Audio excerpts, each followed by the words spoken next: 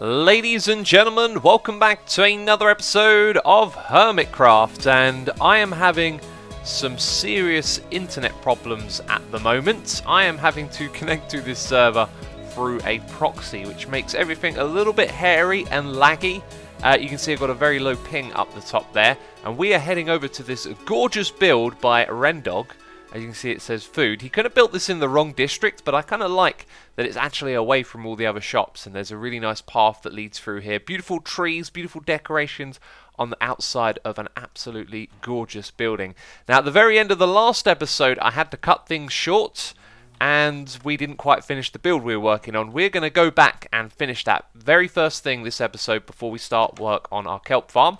But I wanted to come over here and buy some food because I am out and I am starving. So this is the Stacks for Stacks Tavern. 64 cooked chicken for any of the following. Now, if we put our cursor over, you'll see it's 16 iron, not just one, and 1 diamond for a stack. Now, I do have a chest full of rails, which were actually for the Hermit Rail Network, which is what Ren wants them for here. So I could have, in a way, got myself some free chicken, because I was going to donate them anyway. Let's grab 2 stacks of this stuff. That'll do us for now. But I left my rails all the way back at our base, so I figured I'm not going to go all the way back there. I'm going to take a quick walk over, grab myself some food. Right, I can replenish my hunger, I can heal those hearts, and we can get back to building now. I can hear phantoms, but it's not me. Jevin is actually taking the phantoms out right now. Crazy, crazy. I think Jevin was underground for a while there, so they don't, like, change the emphasis on what player they're going to go after, which is interesting. By the way, this is taking an absolute age. I might even run out of bone blocks to build this thing, and I've run out of clay already.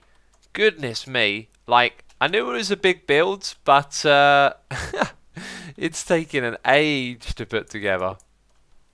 Okay, Jevin just got killed by the phantoms. More of them came around, and I don't know where they've gone, but they haven't shifted their focus onto anyone else like me. There's one over there. Right, are they going to shift their focus onto me? Okay, I think I see. Okay, there we go. Right, so when you're collecting someone else's items, put all of your stuff into a chest first. Uh-oh. And then go and grab theirs. Oh god, the phantoms are after me now as well.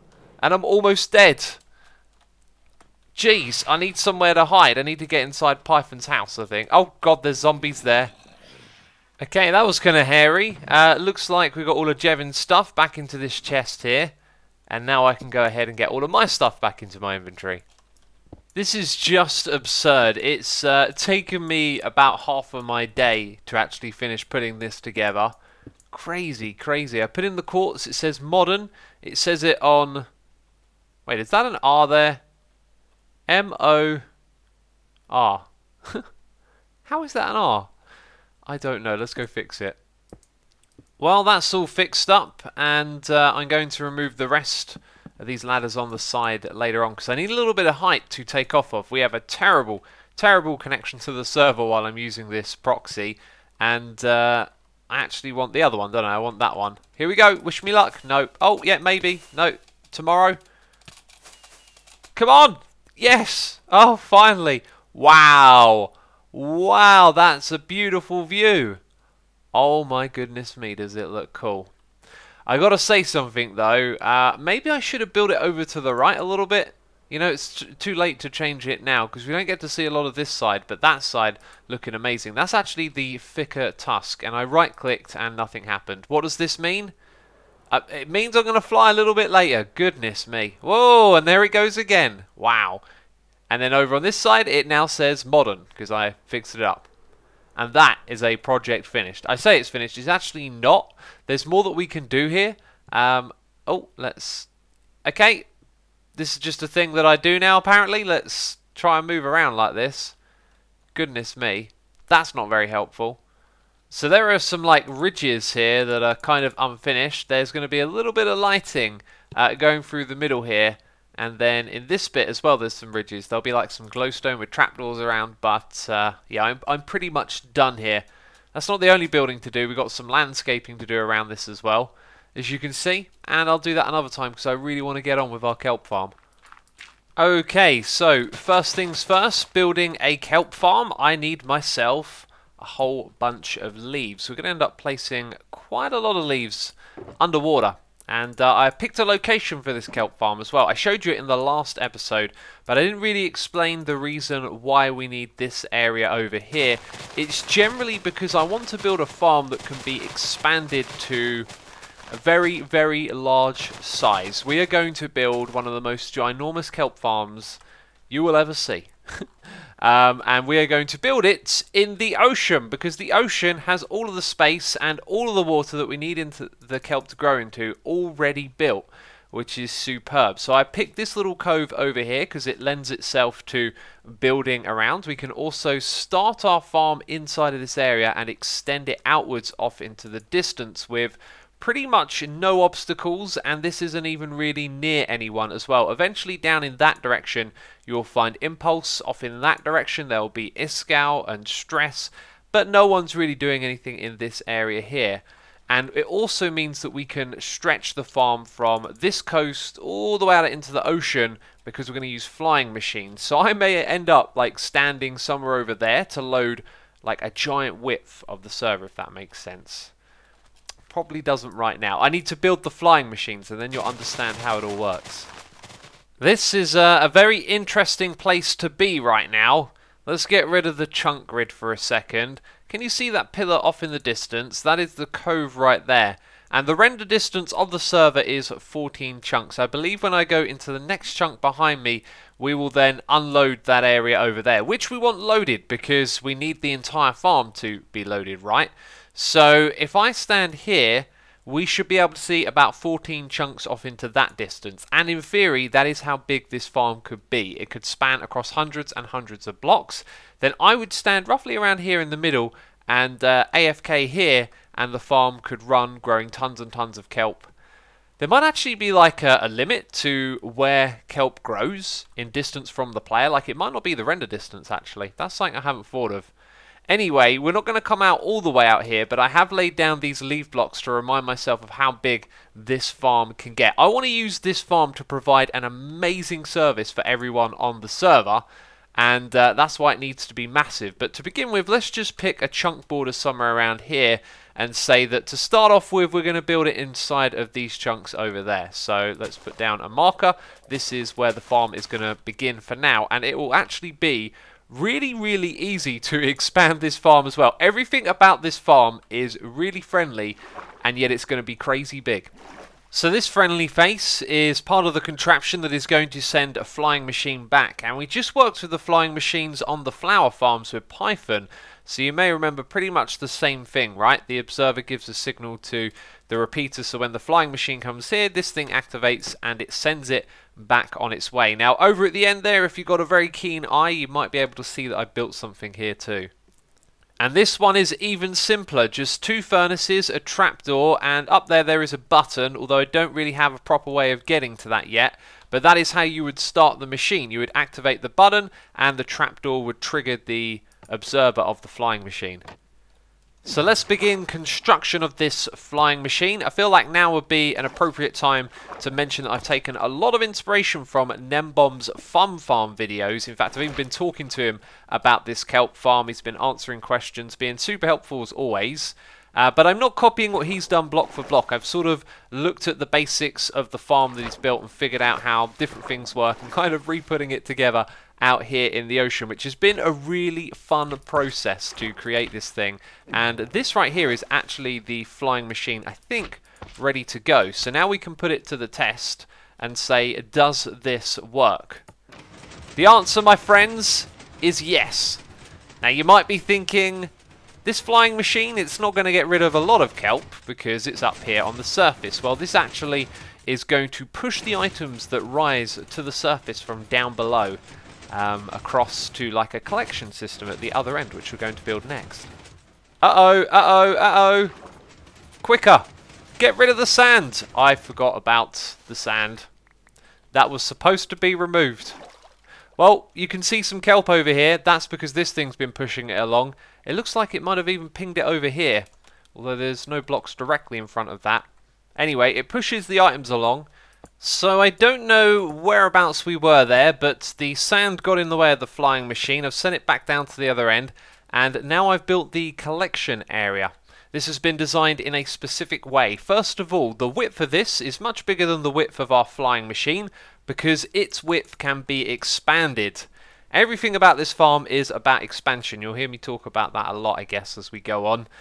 Here's the thing, though. The position of this right here in relation to that right there means that the flying machine stops in front of the collection area so that the water sources can regenerate. If either ends of the flying machine were to touch these leaf blocks, I believe it stops the water sources from regenerating, and then when the flying machine goes back, it leaves a channel of water that is, you know, 1 block lower, which we don't want. We need the water at this height so that the items can get pinged all the way into these hoppers, and here we have a chest at the end of it. So really what we need to do now is give it another test. It looks like a fair bit of the kelp has grown back up again, so when it comes back down here, it will actually ping some of that kelp across into this space here. Well, truth be told, that's actually not what's going to happen, because the kelp items, when they get broken here, will sink as well as rise, and it's not going to push all of them across, which is why we actually need 2 flying machines. There's going to be another one deeper under the water. So I've thrown some items in there to show you what happens when this machine comes across. You can see it is pinging all the items down to the end here, and then they are rising upwards. And it's reminded me that I've actually made a little bit of mistake here. You remember I was talking about how the water would sort of create a channel in the middle? That's because we need to remove the water source blocks here. We need it to flow inwards. Ah, there you go. So now the items that are resting at the front there will get sucked all the way into the hoppers. Alright, so here's where the real magic is at now. Kelp can grow 20 blocks upwards. And that'll be all the way to this block right here. So we got to count downwards from this position and build another flying machine down below. That flying machine is going to go out first. It's going to go all the way across and then all the way back. And then the kelp rises up to the surface, and this flying machine is the one that pushes the items into the collection area at the top. So now we got to go down below. That would be 1, this would be 2, and I know that you love your counting. 3 and 20. Bam, there we go. And apparently there are some ocean ruins down here. I don't know if anyone has explored them. I killed the drowns that came from them earlier on. And down here it is very dark. Do you know what? I think a conduit might be really useful for us at this point in time. Well, that has helped amazingly for both visibility and building underwater. And I also made a mistake. I said that the tallest the kelp could grow was 20 blocks. It's actually 25. Over here you'll see that some of these have grown smaller than others. If we go look at the very top of the plant, you'll see it says age 25 at the top. This one here also says age 25, yet clearly that's not 25 blocks and these ones are taller. Well, there is sort of a random number mechanism. If we go down here and place one down, you'll see on the right hand side of the screen age 22. If you pay close attention, you'll notice it's actually another number for a second and then it changes. So that went from 21 to 0, and now we have some pesky intruders while I'm trying to record. So this could mean that when we're placing down the kelp at the bottom of our farm, that we might want to remove that one because it's 18 and get a lower number. 21, even higher. 19, not as good. I'm not going to get a low number now, but ideally something between maybe 0 and 5 gives it a better chance of growing all the way to 25 blocks. But I'm not entirely sure if that's true or not, so I need to figure that one out, I guess, because I don't want to spend a lot of time placing them over and over again. Now you'll see that there is a lot going on here. There's actually another layer of leaf blocks and more kelp. This would be the very bottom of our farm if we dig it all the way down 25 blocks. But one of the things that I mentioned is that this farm is very expandable in different directions. So by having a flying machine that is higher up, we can actually just go ahead and use the bottom of the ocean floor as the place to plant down our kelp. So we can throw it all down like this and the machine will come over and harvest it and send it all the way back to the top. So because this machine is quite low down to begin with, we will have to do some digging in the area if we want to expand it. I'll probably dig away this first and expand in that direction before I start digging down, since these things grow really tall and we're going to get a crazy amount of kelp from it. We can also expand out to the sides in either direction a little bit further. Over here we have a mechanism that is going to send the machine backwards, so you can see a bit of redstone, and that goes round to a dispenser which sends an update to the observer.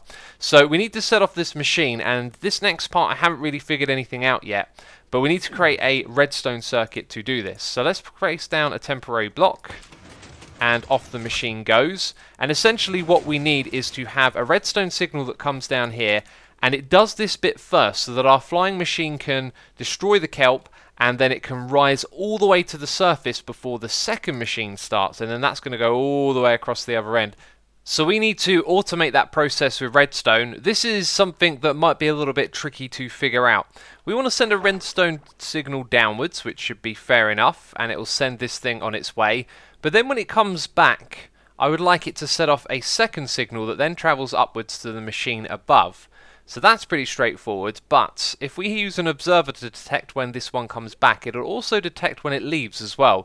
So before I do that, I am impatient. We are going to actually see this thing in action. As you can see, I planted down loads of kelp, and the beauty of this thing is I can just slap it down anywhere. I can put it on the gravel, I can put it on these blocks, and it is just good to go. So I believe it's this one right here that activates the engine.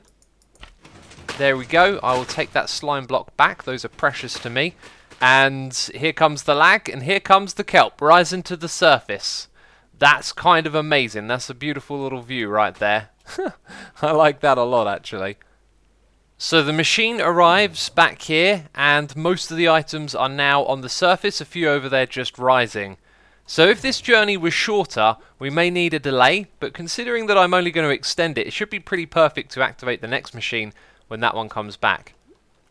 Now we can see the beautiful view of all of the items getting pushed across. Sometimes I believe they drop downwards a little bit and they hit some of the land here. So eventually we need to dig this away and make it a flat wall. But now tons and tons of that kelp is being automatically collected. That is just a beautiful concept right there. So this right here is as far out as the machine can go. If I were to add any more blocks to the slime blocks here, it would be too much for the pistons to push. So I had this brilliant idea of putting the observer out here, and it just so happens when it takes off it won't put out a redstone signal behind it, but when it comes back it does, which is perfect. Now the next thing I thought of doing was using some sticky pistons, but it turns out that it creates one tick, so that means that it pushes the blocks up above, and the next time it comes back it pulls them back across. So after some head scratching, I kind of realized that we can just treat these blocks like they're redstone wire underwater, right? Now we need a block at the end here to say that it's, or to create an update, so to speak. So if I put a dispenser here, that block will get an update, and then we can continue sending the signal upwards. And this is the way you got to do it with the observers. You got to think like the redstone is coming towards you. So this makes it extremely easy for what we're doing. Oh! This might go directly into the block that I want as well, so no need for any redstone wires up here. I could have made this last bit of redstone wire. I brought some redstone in my inventory, but I just started placing them, and I guess when you place it, it doesn't create an update anymore, does it? So I've got to create a false update back here, which I could do by breaking this, right? Let's try that theory again, but this time we're going to put redstone on there. Oh. Well, that was one of the theories, wasn't it? So now if we break this, it should create an update? Surely. There it goes. Excellent. What's really nice about using these observer blocks is that it doesn't take a lot of time to set up. That was super quick and super simple. What I need to do is put a dispenser just here, and that'll activate the machine when I place it. So I'm not ready to do that just yet. Then up the top here, we can literally just put a button right there on top of that observer, and it means that it's going to fire twice down below, but the machine would have already have left, and that's all the redstone we need to operate the top and bottom. Now you can probably tell what the next step is going to be because I've extended the width of these, right? So this is, I believe, 9 blocks on this side over here, and the opposite side is 7 blocks. So it's wider on one side of the other, which is a bit odd, but I am absolutely fine with that. So I think what we'll do next is take our time to try and fill up as much of this area with kelp as we can. And in order to do that, we're going to need some more kelp. What a great segue. You're probably thinking you already got loads of it back at your place. That's right, we've got loads of kelp over there. But I just wanted to see this thing in action. And, oh, it didn't do its thing. It should have done its thing. Something's trying to kill me. Ah, the reason is right in front of me. That block was probably touching the slime blocks, which means this thing has failed. Although there is less slime blocks on this side. Maybe something else is touching something else. So I had to raise all of this up by one block, and I think the machine is now on its way back. That is a obvious problem that this farm has, is that it can push some of it in the opposite direction. So we might end up with 2 collection areas. I don't know, this is just the start, and here you'll see an EFO hopper clock. And as soon as I added this, I ran into a lot of problems which I can only put down to tick lag at this point. So there is now a repeater here on 4 settings because the signal coming through here was breaking this flying machine. It was also breaking the one down below, so I had to change the setup here and put in a repeater on 4 ticks as well. Usually we have them on 3. And now that the tick lag is gone because players have logged out and there's less stuff for the server to do, the machines are running again. So it could be possible that just by having more players log onto the server, this machine breaks, which would be very unfortunate. But anyway, with this EFO hopper clock, I'm now ready to do an AFK session. I want to collect loads and loads of this kelp. So I'm going to go AFK somewhere over there on the island, going to create a little secure room. But I will also come over here, and before I do that, I'm going to expand the amount of hoppers for collecting kelp. So a lengthy AFK session has been concluded, and when I come back I've noticed that there is more wildlife in the oceans. Can you see some salmon just over there? Let's get the hitboxes up. There's some more fishies over here and over there. I've seen squid, I've seen dolphins. It seems like the wildlife in the ocean has returned, which is fantastic. And down here we have collected lots of kelp, by the way. Rather than opening all the chests, let's count them. We've got 1, 2, 3, 4, 5, 6, 7, 8, 9. This one right here is full. The one above it is half full, and the one above that half full as well. So we've got on over 10 double chests worth of kelp.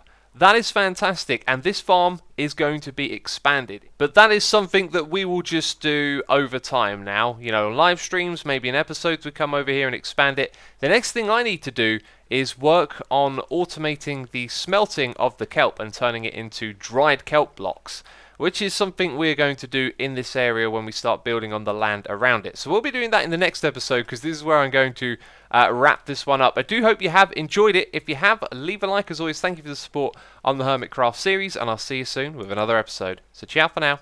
Bye bye.